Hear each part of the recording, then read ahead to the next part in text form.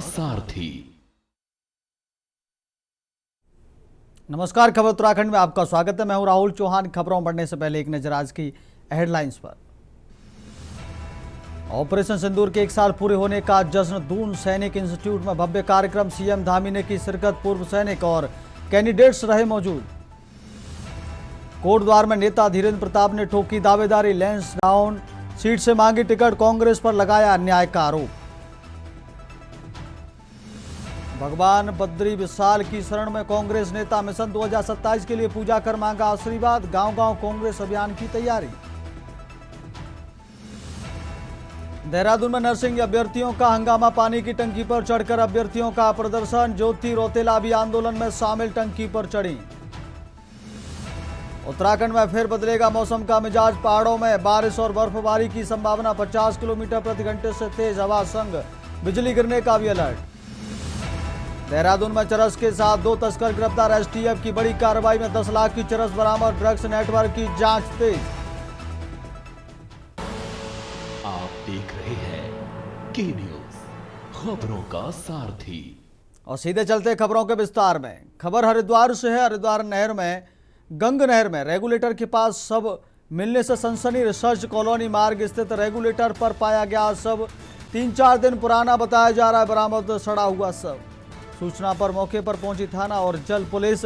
बरामद शव को पुलिस ने पोस्टमार्टम के लिए भेजा। बहादुराबाद थाना क्षेत्र का है शव बरामदगी का मामला। तो इस वक्त की खबर आपको बता रहे हैं। सूचना पर मौके पर पहुंची पुलिस। हरिद्वार में गंग नहर रेगुलेटर के पास शव मिलने से सनसनी। रिसर्च कॉलोनी मार्ग स्थित रेगुलेटर पर पाया गया शव। 3-4 दिन पुराना बताया जा रहा है बरामद सड़ा हुआ शव। सूचना पर मौके पर पहुंची थाना और जल पुलिस। हरिद्वार से खबर आपको बता रहे हैं। गंग नहर रेगुलेटर के पास शव मिलने से सनसनी। रिसर्च कॉलोनी मार्ग स्थित रेगुलेटर पर पाया गया शव। 3 से 4 दिन पुराना बताया जा रहा है बरामद सड़ा हुआ शव।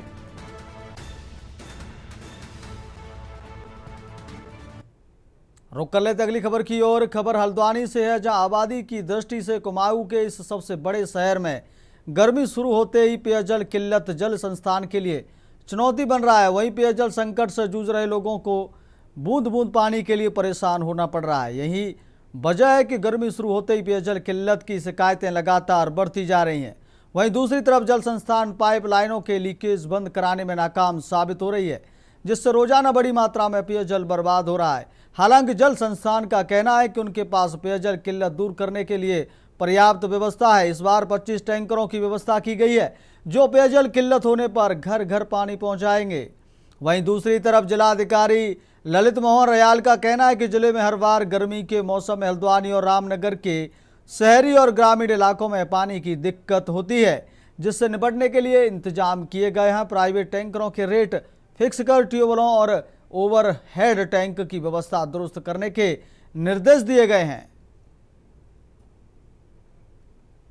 हल्द्वानी जो नगर क्षेत्र है, वहाँ पे जो पेयजल आपूर्ति हो रही है, इसके 2 सोर्स हैं। एक तो हमारा जो गोला पे पानी मिलता है प्लांट में, इसका शोधन करते हैं हम लोग और आपूर्ति करते हैं। दूसरा नलकूप के माध्यम से की जाती है पेयजल आपूर्ति। और नलकूप के लिए हमने जैसे गर्मी में वाटर लेवल डाउन चला जाता है, तो प्राय ये शिकायत या समस्या आती है कि मोटर खराब हो गई है। हमने स्पेयर में मोटर भी रखी हुई है अपने शाखा में। अगर कोई प्रॉब्लम आती है, तत्काल उसको रिप्लेस किया जाए। और दूसरा, जैसे हल्द्वानी नगर क्षेत्र में चाहे हमारे जो नए वार्ड है वहाँ पर यूजीवर्सिटी काम कर रहा है, या पुराने वार्डों में जल निगम कर रहा है पाइपलाइन सीवर लाइन से। रुक करते अगली खबर का। देहरादून में आज क्षत्रिय करणी सेना ने जिला मजिस्ट्रेट कार्यालय के बाहर जोरदार धरना प्रदर्शन किया। प्रदेश अध्यक्ष शुभम सिंह ठाकुर के नेतृत्व में हुए प्रदर्शन में बड़ी संख्या में कार्यकर्ता शामिल हुए। संगठन ने सरकार और प्रशासन पर लगातार अनदेखी का आरोप लगाया। करणी सेना का कहना है कि जनता से जुड़े मुद्दों को लेकर कई बार ज्ञापन दिए गए और मुख्यमंत्री से मिलने का समय मांगा गया, लेकिन अब तक कोई सुनवाई नहीं हुई। प्रदर्शन के दौरान पुलिस कार्यप्रणाली पर भी सवाल उठाए गए। प्रदेश अध्यक्ष शुभम सिंह ठाकुर ने चेतावनी दी कि यदि जल्द मांगों पर कार्रवाई नहीं हुई तो करणी सेना प्रदेश भर में बड़ा आंदोलन करेगी और मुख्यमंत्री आवास का घेराव भी किया जाएगा।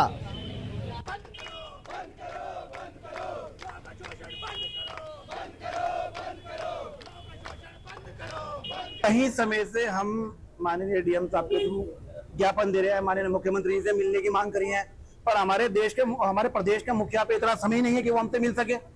हम उनसे अपने घर में रजिस्ट्री कराने के लिए थोड़ी बात कर रहे हैं, हम उनसे जनताओं के मुद्दों के लिए बात कर रहे हैं। उनको फुर्सत नहीं है मार्केटिंग करने से। हम तो खाली अपराध उन्हें बता रहे हैं कि जी आपके थानों की पुलिस 3 दिन तक रिपोर्ट नहीं लेती, थानों के अंदर 3 दिन तक बिठा के रखे, हम जाते हैं हमारे पदाधिकारी के साथ अभद्र व्यवहार करते हैं। जब तक उनको सस्पेंड नहीं करा जाएगा हम यहाँ बैठेंगे, नहीं तो हम थाने का घेराव करेंगे। हम पे मुकदमा लगा दो, हमें जेल भर दो। हम इस प्रदेश के युवा हैं, हम ये बताना चाहते हैं, अगर युवाओं पे और महिलाओं पे उत्पीड़न करेंगे तो हम सड़कों पर आएंगे, उसके जिम्मेदार आप होंगे। रुक करते अगली खबर का। पिछले साल कश्मीर के पहलगाम में हुई आतंकी घटना के बाद पर्यटकों और श्रद्धालुओं की सुरक्षा सुनिश्चित करने के लिए पैरा मिलिट्री को ग्राउंड पर उतारा गया है। पर्यटन सीजन और धार्मिक यात्राओं के दौरान सुरक्षा का जिम्मा पैरा मिलिट्री फोर्स उठाएगी। गृह मंत्रालय के निर्देश पर पीएच हेडक्वार्टर उत्तराखंड ने नैनीताल जिले को 2 कंपनी एसएसबी और सीएपीएफ फोर्स उपलब्ध कराई हैं। ये पैरा मिलिट्री फोर्स जिले में पर्यटन सीजन का जिम्मा और धार्मिक यात्राओं की निगरानी करेगी। पैरामिलिट्री फोर्स आतंकी गतिविधियों पर नजर, चेकिंग, संदिग्ध लोगों से पूछताछ करेगी, साथ ही क्यूआरटी यानी क्विक रिस्पांस टीम का जिम्मा भी संभालेगी। इस समय हल्द्वानी से लेकर नैनीताल भीमताल तक पर्यटकों की सुरक्षा का जिम्मा पैरामिलिट्री पर है। फोर्स को तैनात किया जा चुका है। सबसे महत्वपूर्ण यह है कि अब पर्यटन सीजन की शुरुआत हो रही है और कुमाऊं से आदि कैलाश यात्रा की शुरुआत हो चुकी है, जबकि जून माह से कैलाश मानसरोवर यात्रा शुरू होनी है, जिसके दृष्टिगत सुरक्षा व्यवस्था कड़ी की जा रही है।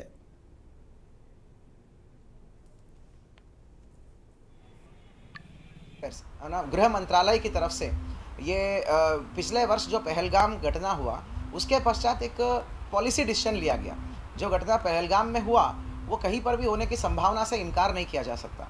इसीलिए पर्यटक सीजन में पर्यटन एवं धार्मिक यात्रा सीजन में तो अलग अलग स्टेट्स को, सभी स्टेट्स को लगभग मतलब पैरामिलिट्री को डिप्लॉय करने का निर्णय है। तो इस निर्णय के अंतर्गत माननीय गृह मंत्रालय केंद्र सरकार द्वारा उत्तराखंड राज्य को भारी संख्या में पैरामिलिट्री कंपनीज आवंटित की गई। इसी क्रम में माननीय पीएचक्यू द्वारा, पीएचक्यू के दिशा निर्देश के अनुक्रम में पीएचक्यू द्वारा हमको भी 2 कंपनी हमको मिला है, एसएसबी मिला है, तो और विभिन्न सीएपीएफ्स भी मिला है। अगली खबर का खबर लक्सर से है, जहां डुमनपुरी के पास स्कूल से वापस लौट रही छात्राओं को एक तेज रफ्तार कार ने टक्कर मार दी, जिससे 5 छात्राओं को घायल हो जाने से निजी अस्पताल ले जाया गया। यहां डॉक्टर ने प्राथमिक उपचार के 2 घर वापस भेज दिया, जबकि 3 छात्राओं को आईसीयू में भर्ती करने के बाद हायर सेंटर रेफर किया गया है। पीड़ित छात्राओं ने बताया कि तेज रफ्तार कार ने अनियंत्रित होकर टक्कर मारते हुए घायल कर दिया। पुलिस ने मौके पर खड़ी मिली कार को कब्जे में ले लिया है, जबकि चालक गाड़ी छोड़कर फरार होने में कामयाब रहा।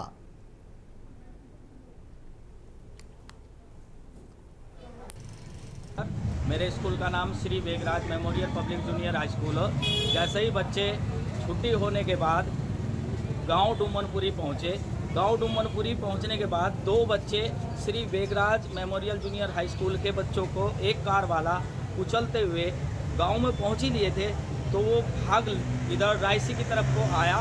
रायसी की तरफ को आने के बाद उससे डर था कि कभी गांव वाले घेर कर पिटाई ना कर दो, तो वो उसका अनबैलेंस हो गया और अनबैलेंस की स्थिति में वो शिव मंदिर से थोड़ा सा जस्ट मेरे स्कूल से लगभग 50 मीटर पहले, मेरे स्कूल से 50 मीटर पहले 2 लड़कियों को कुचलते हुए, बुरी तरह से कुचलते हुए आगे की ओर रायसी की ओर निकल गया। और हम 3 लड़कियां आगे आ रही थी, हम हर्ष कॉलेज में यूनिवर्सिटी भरवाने आ रहे थे, तो कार वाला जस्ट दोनों लड़कियों को ठोक के हमारे से थोड़ी सी पीछे ही थी और फिर हमें 3 लोग वाहनों को ठोक दिया।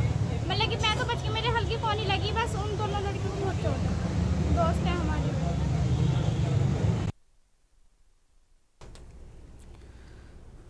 रुक करते अगली खबर का। कालाढूंगी एक निजी बैंकेट हॉल में कांग्रेस का एक स्वागत कार्यक्रम आयोजित किया गया, जिसमें कांग्रेस कमेटी पार्टी द्वारा कालाढूंगी ब्लॉक का कांग्रेस ब्लॉक अध्यक्ष संतोष पांडे को बनाया गया। वहीं महिला कांग्रेस की नगर अध्यक्ष रंजीत कौर को बनाया गया।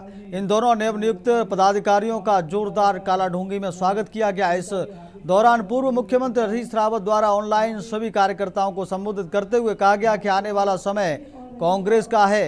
सभी कार्यकर्ता एकजुट होकर कांग्रेस पार्टी की मजबूती के लिए कार्य करें। वहीं उन्होंने कहा शीघ्र ही वह काला ढूंगी सहित क्षेत्र की समस्याओं को लेकर बड़े स्तर पर एक धरना प्रदर्शन करेंगे और जिसमें वह खुद स्वयं मौजूद रहेंगे, जिसमें क्षेत्र की विभिन्न समस्याओं को उठाया जाएगा।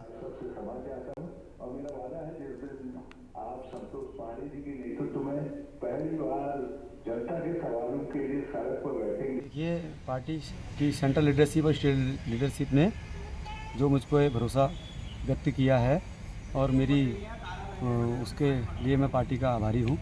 और मेरा एक ही लक्ष्य रहेगा कि यहाँ से इस विधानसभा से खासकर जहाँ से मैं इसका ब्लॉक अध्यक्ष बना हूँ काला डूंगी, तो मैं चाहूँगा कि यहाँ से इस बार हमारा विधायक जीते। उसके लिए मैं जब तक उसमें कामयाब नहीं होऊंगा तो मैं चैन से नहीं बैठूँगा।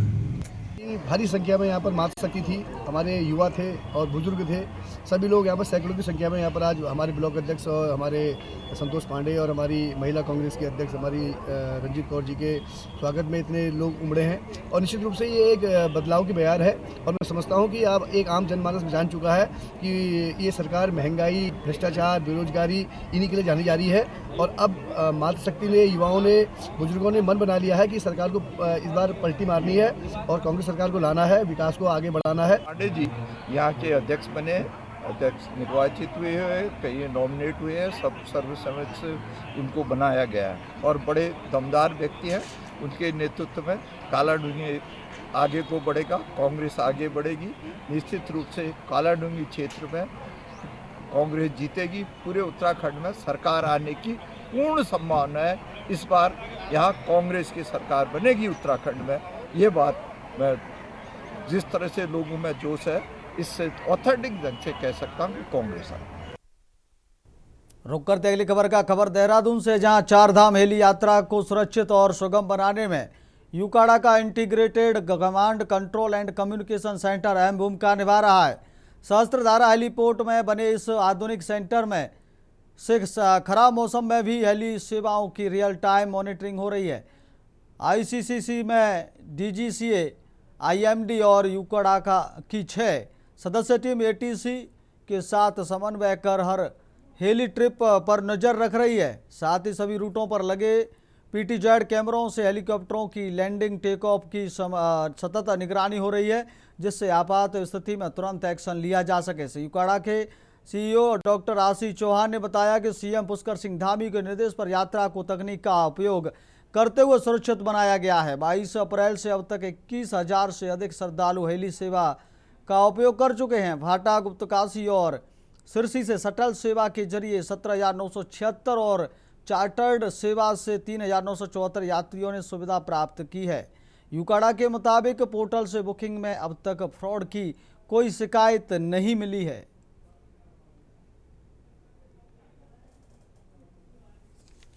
डीजीसीए के डायरेक्शंस के क्रम में हम लोगों ने integrated command and control and communication centre जो इस्टेब्लिश किया है सिरसी और सहस्त्रधारा में, ये एक क्रूशियल रोल इस सेंस में प्ले करता है कि वहाँ पे डीजीसीए के जो रिप्रेजेंटेटिव होते हैं वो बैठते हैं, मेट ऑफिसर्स जो कि आपके मेट्रोलॉजिकल डिपार्टमेंट के ऑफिसर्स हैं वो भी रहते हैं, साथ ही वो एटीसी के कंटिन्यूसली कांटेक्ट में रहते हैं और उसके बेसिस पे ही हम लोग सेफ फ्लाइंग को इंश्योर करते हैं। बैड वेदर कंडीशंस को या अचानक से चेंज होने वाले वेदर के केस में हम लोग जो फ्लाइंग को स्टॉप करते हैं या सिक्योरिटी के दृष्टिगत और जो क्रूशियल डिसीजंस लेते हैं वो विजिबिलिटी को लेके भी लगातार उस पर नज़र रखी जाती है।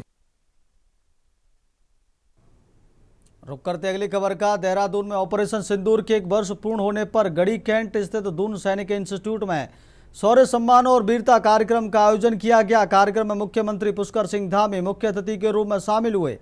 इस दौरान सैनिक कल्याण मंत्री गणेश जोशी भी मौजूद रहे। कार्यक्रम में बड़ी संख्या में पूर्व सैनिक और एनसीसी कैंडिडेट्स ने भाग लिया। कार्यक्रम में वीर जवानों के साहस और बलिदान को याद करते हुए उन्हें सम्मानित किया गया। इस दौरान कार्यक्रम में आए लोगों को सीएम ने संबोधित करते हुए कहा कि राष्ट्रीय हित को सर्वोपरि रखते हुए ऊर्जा संसाधनों की बचत हम सभी का सामूहिक उत्तरदायित्व है। उन्होंने कहा, प्रधानमंत्री नरेंद्र मोदी की देशवासियों से की गई अपील सिर्फ आर्थिक बचत के लिए नहीं बल्कि आत्मनिर्भर और सशक्त भारत के निर्माण की दिशा में महत्वपूर्ण कदम साबित होगी।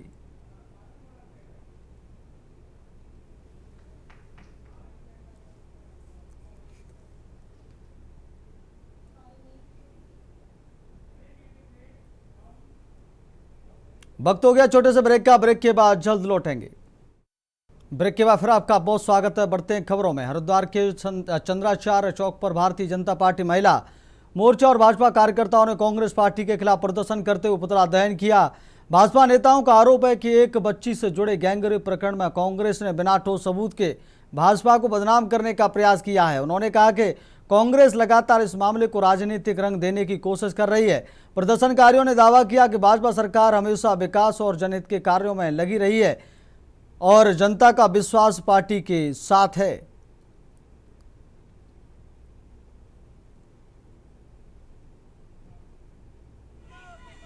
आज हमें बड़ा दुख हो रहा है कि पार्टियां इस स्तर पर जा सकती हैं कि वो जो है लड़कियों के साथ घटना कोई और होती है और उस घटना को उनका गैंगरेप बताकर माहौल खराब करती हैं। तो इस बात के लिए हमें बड़ा दुख भी है कि एक लड़की उनकी इस जो दुर्भावना है उसका शिकार होती है और पूरे जगह एक नैरेटिव फैलाने का प्रयास जो कांग्रेस पार्टी कर रही थी, जबकि न तो पुष्टि हुई गैंगरेप होने की और ना ही ऐसी कोई घटना घटी। ये कोई एक विषय था राजनीतिक, उनके बीच में कोई प्रतिद्वंद्विता थी, व्यक्तिगत जो थी प्रतिस्पर्धा थी। ये भारत नारी वंदन का राष्ट्र है। यहाँ दुर्गा काली गंगा को पूजा जाता है और ऐसे राष्ट्र में एक महिला को उसके कंधे पर बंदूक रखकर चलाकर किसी राजनीतिक दल को बदनाम करने का जो प्रयास कांग्रेस ने किया है वो बहुत ही निंदनीय है। भारत में इस प्रकार की घटनाएं जब होती हैं तो पूरी दुनिया उसे देखती है। किस प्रकार से नारी शक्ति का अपमान कांग्रेस पार्टी के द्वारा किया गया, तो निश्चित तौर पर पूरे प्रदेश में ही नहीं अपितु पूरे देश में नारी शक्ति ही नहीं अपितु सारे संपूर्ण समाज में इस बात को लेकर बहुत अधिक रोष भी है। रुक करते अगली खबर का। देहरादून में नर्सिंग अभ्यर्थियों का आंदोलन लगातार तेज हो गया। एकता बिहार स्थित धरना स्थल पर चल रहे अनिश्चितकालीन धरने के 156 दिनों और 22 दिन के आमरण अनशन के बाद आज 4 अभ्यर्थी पानी की टंकी पर चढ़ गए, जिससे मौके पर तनाव की स्थिति बन गई और भारी पुलिस बल तैनात किया गया। नर्सिंग एकता मंच से जुड़े आंदोलनकारी लंबे समय से अपनी मांगों को लेकर प्रदर्शन कर रहे हैं। उनका कहना है कि लगातार धरना और अनशन के बावजूद सरकार ने कोई सकारात्मक कदम नहीं उठाए हैं, जिससे उनमें आक्रोश बढ़ता जा रहा है। इस आंदोलन को समर्थन देने के लिए उत्तराखंड स्वाभिमान मोर्चा भी मौके पर पहुंचा। मोर्चा अध्यक्ष बॉबी पवार ने सरकार पर आरोप लगाते हुए कहा कि आंदोलनकारियों संग धोखा किया जा रहा है। जो जिले भर के हमारे लोग अलग अलग थे, चाहे कुमाऊं मंडल की बात करें चाहे तमाम अन्य जिलों की हम बात करें, तो सभी लोगों की तरफ आक्रोश था और हमें लोग कह रहे थे कि आप कुछ अगर कर रहे हो तो ठीक है, वरना हम आंदोलन को और व्यापक रूप देंगे। और अभी हमें एक वीडियो के माध्यम से देखा गया कि उत्तरकाशी में भी कुछ लोग वहाँ पे जो पेट्रोल लेके और आत्मदाह करने की बात कर रहे हैं। हमने कहा कोई कह रहा है कि हमें टंकी पे चढ़ रहे हैं, कोई कह रहा है झील में कूदूंगा।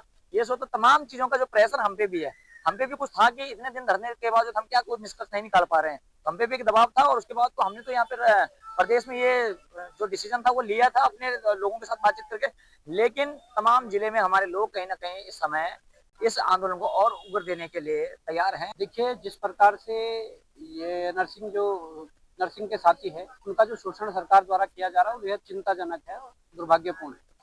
साफ तौर पर देखा जा सकता है कि अपने अधिकारों के लिए जो युवा लड़ रहा है और संवैधानिक तरीके से लड़ रहा है, उनको उकसाया जा रहा है, उनको मजबूर किया जा रहा है गलत राह पर चलने के लिए। तो आज जिस प्रकार का स्टेप उठाया गया है, ये मजबूरी में उठाया है और सरकार को चाहिए कि इसका समाधान के लिए आगे आए। इस उत्तराखंड के भीतर जितनी भी अस्पष्ट जो नीतियां हैं, जो स्पष्ट नहीं है। रुक करते अगली खबर का। खबर देहरादून से। उत्तराखंड में भाजपा के कथित आंतरिक सर्वे में 8 विधायकों का प्रदर्शन खराब आने की चर्चा के बीच सियासत गर्मा गई है। इस मुद्दे पर कांग्रेस ने भाजपा पर तीखा हमला बोला है। कांग्रेस उपाध्यक्ष सूर्यकांत धस्माना ने कहा कि उन्हें भाजपा के सर्वे की आधिकारिक जानकारी नहीं है, लेकिन कांग्रेस के आकलन के अनुसार पूरी भाजपा फेल है। उन्होंने आरोप लगाया कि मुख्यमंत्री समेत पूरी कैबिनेट और अधिकतर विधायक जनता के मुद्दों पर खरे नहीं उतर पाए हैं। धस्माना ने तंज कसते हुए कहा कि जिन विधायकों का प्रदर्शन खराब बताया जा रहा है वे ही हैं जो जनता से पर्याप्त संपर्क नहीं रख पाए हैं।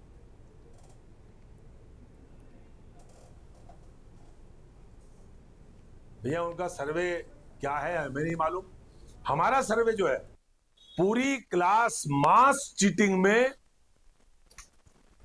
यूएफएम में अनफेयर मीन्स, इसको कहते हैं अनफेयर मीन्स। जब हम यूनिवर्सिटी में थे, जो नकल में पकड़ा जाता था उसको कहते थे अनफेयर मीन्स।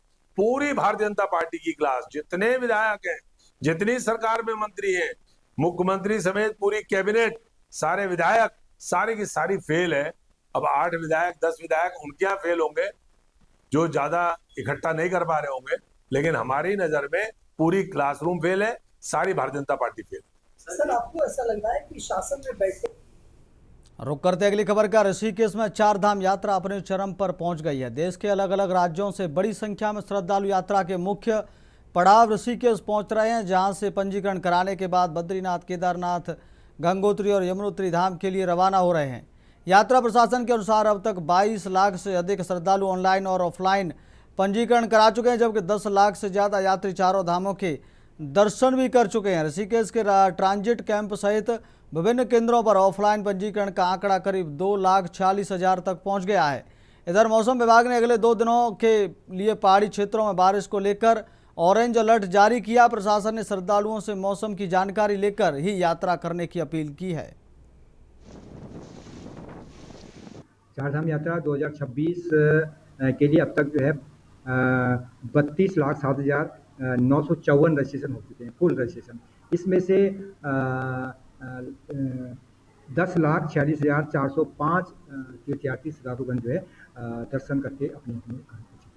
फिजिकल रजिस्ट्रेशन जो हो गया वो कितने हुए? फिजिकल रजिस्ट्रेशन इस समय हमारे पास जो भौतिक रजिस्ट्रेशन है 17 तारीख को हमारे काउंटर खुले थे और इसमें 2,46,881 रजिस्ट्रेशन कुल हो चुके हैं। और अगर हम ऋषिकेश प्रॉपर उसकी बात करें हमारे ट्रांजिट कैंप की, तो इसमें 1,25,007 रजिस्ट्रेशन अब तक हो चुके हैं। फिलहाल खबर उत्तराखंड में मेरे साथ इतना ही। मुझे दीजिए इजाजत। देखते रहिए के न्यूज़ इंडिया। नमस्कार।